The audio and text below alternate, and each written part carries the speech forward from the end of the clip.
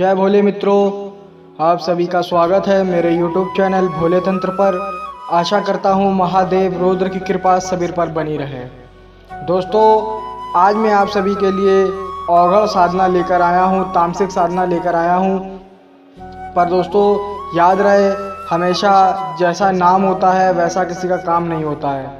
दोस्तों, बहुत लोग अवगढ़ को बहुत ही ख़राब मानते हैं और अवगढ़ साधना को बहुत ही खतरनाक साधनाओं में गिनते हैं, पर वो होती हैं। पर इनको अगर सौम्य रूप से किया जाए या फिर इनके जो सही मार्ग है उससे किया जाए तो लोगों के लिए बहुत ही अनुकूलित साधना मानी गई है। और ये जो अवगढ़ होते हैं, अगर सिद्ध होने के बाद जो उनका साधक होता है उसकी सुरक्षा तो ये भली भांति करते ही करते हैं, पर तंत्र लाइन में उसका बहुत ही सपोर्ट करते हैं, बहुत ही मदद करते हैं। हर प्रकार से, हर प्रकार के तरीके, हर प्रकार के रास्ते बताने में ये सक्षम होते हैं।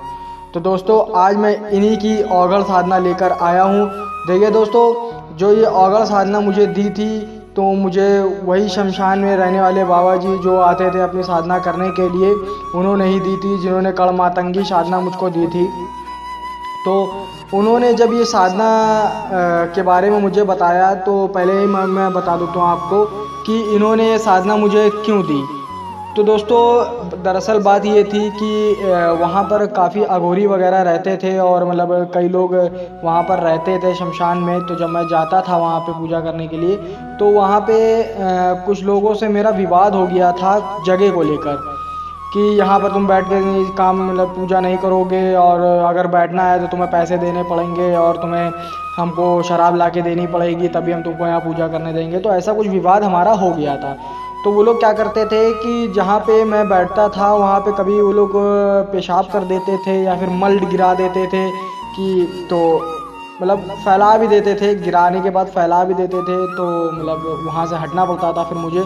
और कहा जाता है कि जहाँ आप जाप कर रहे हैं वहीं पे आप पर बैठकर जाप करेंगे तभी शक्ति आती है वहाँ पर, और अगर आप स्थान चेंज करते हैं तो ये चीज़ थोड़ा सा खंडित करने वाली बात होती है। तो ये होता था। तो फिर मैंने एक दिन अपने उन्हीं अघोरी बाबा को हमने बोला कि बाबा जी ऐसी ऐसी बात हो गई है और बताइए मैं क्या करूं। तो फिर उन्होंने बोला कि बेटा ये तुम साधना जो कर रहे हो पहले तो इसको तुम कंप्लीट कर लो, उसके बाद मैं तुम्हें एक अवगढ़ साधना बताऊंगा जो तुम इसको सिद्ध कर लेना 11 दिन के अंदर अंदर। और उसके बाद अगर तुम्हारा कोई बुरा करता है या अहित करता है तो उसको तुम अवगढ़ को इस चीज़ में बहुत कारगर तरीके से इस्तेमाल कर सकते हो। क्योंकि अगर अवगढ़ के ऊपर चलाएगा, जैसे कहते नहीं है कि लोहे को लोहा ही काटता है, तो बात वही हो गई। तो अगर आपके पास भी अवगढ़ है और सामने वाला आदमी अवगढ़ है या अघोरी अपने आप को बनता है और तंत्र क्रिया करने के लिए या किसी प्रकार को मतलब दिखाता है, रुआब दिखाता है, तो आप इसमें अवगढ़ को सामने ला सकते हो, सामने से चला सकते हो। उसमें आप ही की सुरक्षा भी है और उसमें बचाव भी है आपका हर प्रकार से, और उसके लिए कार्ड भी बहुत अच्छी है। तो यही साधना जब उन्होंने दी थी तो उन्होंने मुझको बताया भी कि बेटा ये साधना जो है बहुत चमत्कारी भी है, पर इसके साथ साथ ये बहुत गोपनीय है, तो इसको मतलब किसी को देना नहीं। पर मैं वही आज ये साधना देने जा रहा हूँ क्योंकि कई लोगों ने मुझको बोला कि गुरुजी मुझे ऐसी साधना चाहिए जो एक मतलब तामसिक चीज़ भी हो, सात्विक मतलब थोड़ा दोनों में ही आती हो, पर अच्छी हो, पावरफुल हो, काटे ना कटने वाली हो। तो यही साधना मेरे पास जो बेस्ट लगी मुझको, मेरे पास जो ज़ख़ीरा है मेरे पास साधनाओं का, तो उसमें से मैंने एक छांट के आप सभी के लिए लेकर आया हूँ। पर दोस्तों, एक बात हमेशा याद रखना कि ये जो साधना है जो साधक करेंगे वो अपने अच्छे और बुरे परिणाम का खुद जिम्मेदार होंगे। इस वीडियो से अगर आप सोचो कि मैं देख के कर लूँगा और बाद में कुछ ऊंच नीच होती है तो फिर मैं भोले तंत्र वाले चैनल को जो रुद्र भैया हैं उनको मैं बोल दूँगा। पर अगर ये समझ लीजिए कि आपको मंत्र साधना तो मिल जाएगी इससे, पर आप इसका गलत प्रयोग नहीं करेंगे, क्योंकि ये मारण भी कर सकता है, ये वशीकरण भी कर सकता है, ये उच्चाटन भी कर सकता है, हर प्रकार से ये चीज़ कर सकता है, बशर्ते आपको ईमानदारी से इससे सही काम लेना है। ठीक है दोस्तों देखिए, अगर हो सके तो अपने गुरुजी, अगर आपके कोई गुरु हैं या फिर आप किन्हीं के शिष्य हैं या फिर किन्हीं के मार्गदर्शन पर चलते हैं तो उनके सानिध्य में रहकर ये साधना करिएगा। 11 दिन की दोस्तों साधना है ये।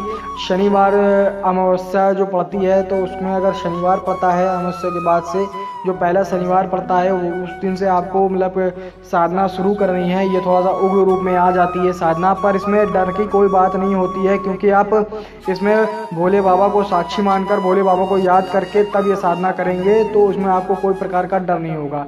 सुरक्षा घेरा आप लगा सकते हैं, नहीं लगाना है तब भी आप लगा लीजिए, क्योंकि शमशान में अगर आप मान लीजिए कोई भी चीज़ है आप बैठते हैं भोग वोग लेकर तो अन्य शक्तियाँ भी आती हैं आपको डिस्टर्ब करने के लिए, खींचती हैं मंत्रों से, तो सुरक्षा घेरा आप जरूर लगा लीजिएगा और सावधानी इस प्रकार की जरूर ध्यान दीजिएगा।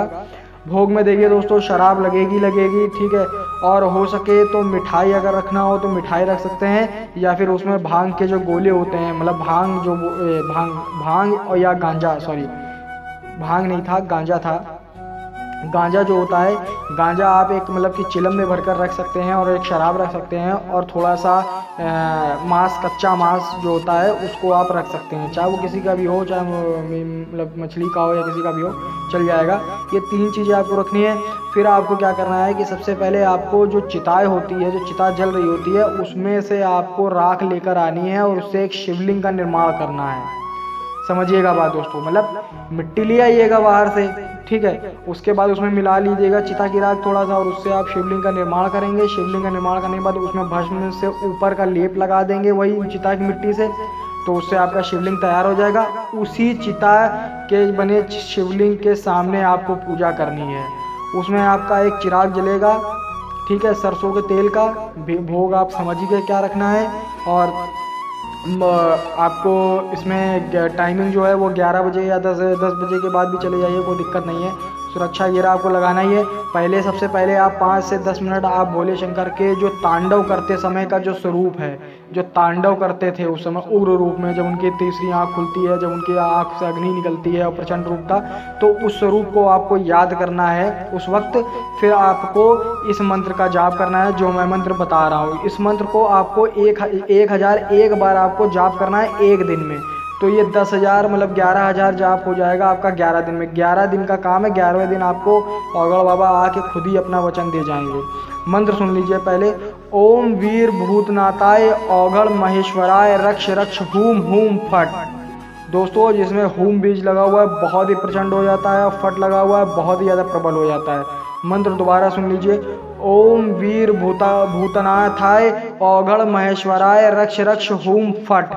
ठीक है दोस्तों, ये मंत्र था। इसको आप दोस्तों बहुत ही अच्छी तरीके से रट लीजिएगा। छोटा मंत्र है, शाबरी मंत्र है और बहुत तेज काम करेगा, इसमें मज़ा आ जाएगा आप लोगों को। और जब ये औगड़ साहब मतलब कि औगड़ बाबा आते हैं तो एक समझ लीजिए कि एक भस्म लगाए हुए एक औगड़ आता है बिल्कुल नग्न अवस्था में, और बड़ी बड़ी बाल, बड़ी बड़ी दाढ़ियाँ आती हैं। वो जब सामने आपके बैठेगा तो सबसे पहले बोलेगा आपको कि शराब दो, पर आपको पहले भोग नहीं देना है जब तक आप वचन नहीं ले लेते। वचन लेने के बाद ही आप उनको भोग दीजिएगा या कुछ भी दीजिएगा।